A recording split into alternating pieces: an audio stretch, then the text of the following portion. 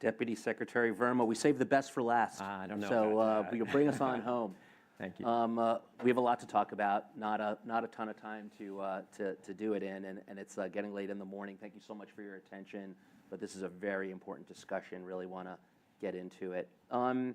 Let's dive into technology.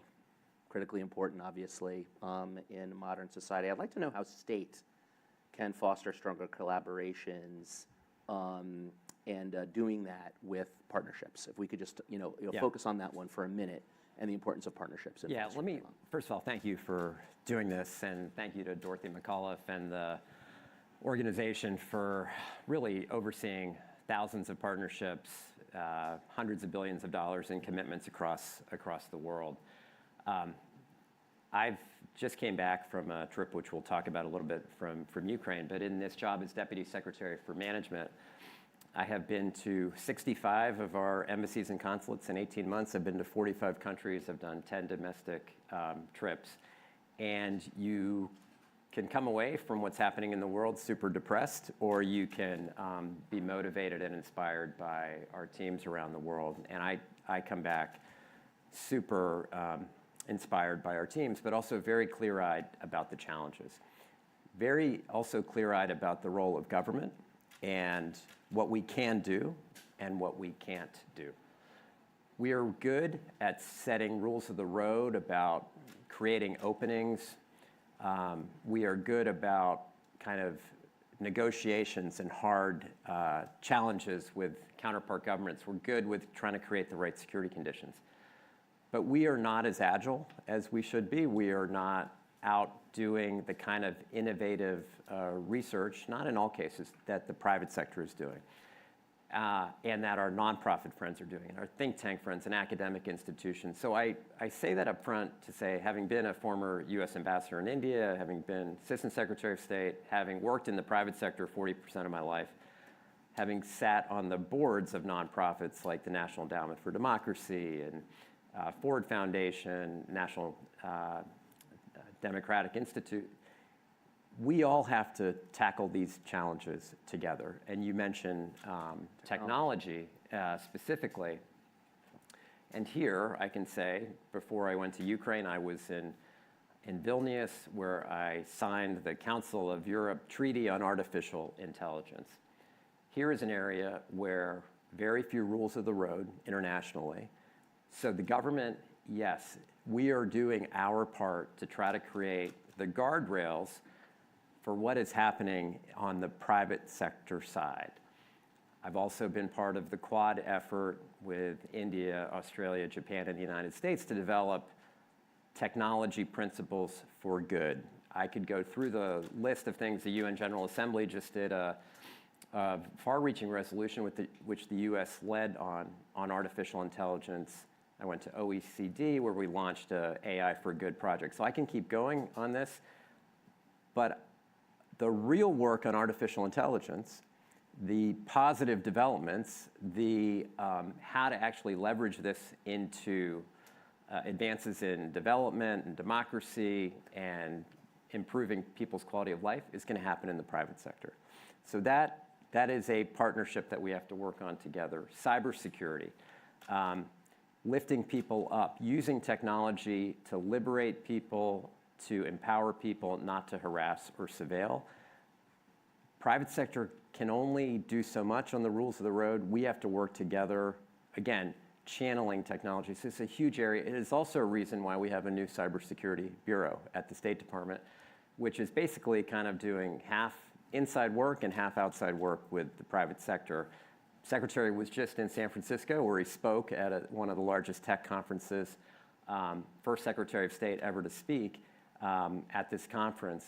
Gives you some indication of how important our partnership with the tech sector actually is. Special Representative McAuliffe was just mentioning the partnership that state has entered into with Meta and Snap and X, the three horsemen of the of help in tech. Look, to help inform on fentanyl. I heard your conversation with Mark Green about who actually does diplomacy in the world.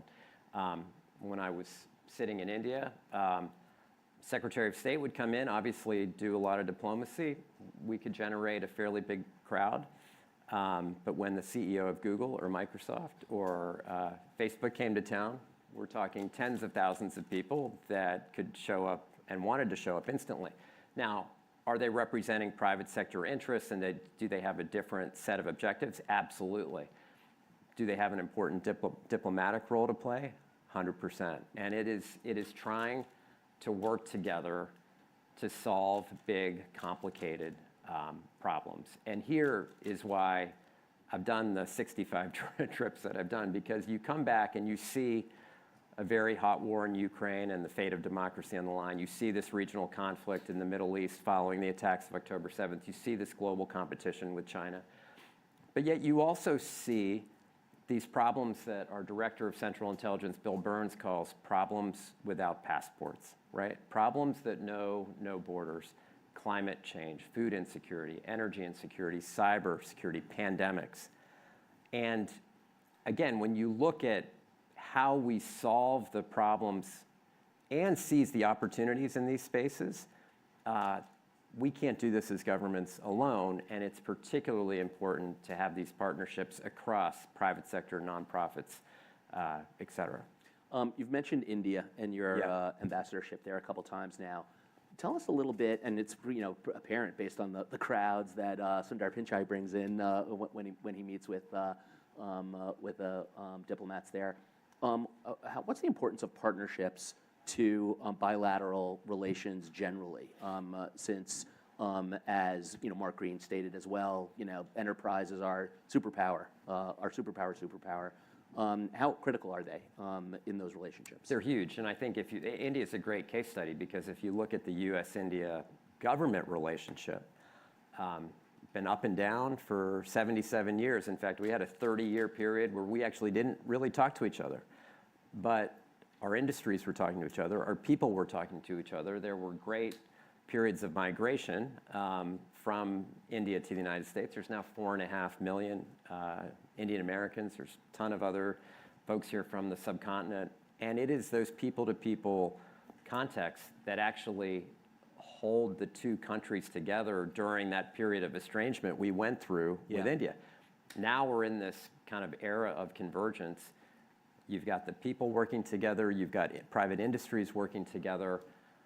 I think the important thing is that we have to demonstrate to people in India and in the United States that these partnerships actually impact their lives positively. So, I was just there, a month ago, and saw what we're doing to fight cancer together. And President Biden and Prime Minister Modi made a commitment to end cancer as we know it. University of Texas, MD Anderson, doing multiple research projects with their Indian counterparts. We made a commitment to end malaria and tuberculosis in India. Again, our National Institutes of Health, Centers for Disease Control, with our medical researchers working hand in hand with Indian counterparts. The climate impacts in India are severe. So the climate transition, smart grids, the deployment of solar and wind and hydro into villages. Governments can't do that. Yeah. And then the most transformational thing we've done on U.S.-India relations in the last 20 years was a civil nuclear agreement. Again, governments change the rules. Private industry will do the work, hopefully to deliver a cleaner source of power. India, big, giant, transformational, growing power, very important ally of the U.S. Are these same lessons applicable to is it translatable to other nations and other bilateral relationships? Sure. Look, and I think it just depends on the state of the kind of relationship that we have with countries, how developed the private sector is, how permissible the environment is for people. But absolutely, it'd be hard for me to think of one of the 45 countries that I've gone to over these last 18 months where we were not absolutely counting on civil society, on academic institutions, on nonprofits to come in and help work with us. And that is from Africa across Asia and into Latin America and Europe. Let's home in on one of those 45 countries, and that would be Ukraine. Yeah. You referenced that earlier. You are now the special representative for Ukraine. One of your many hats. They seem to keep piling up for you, which is fantastic.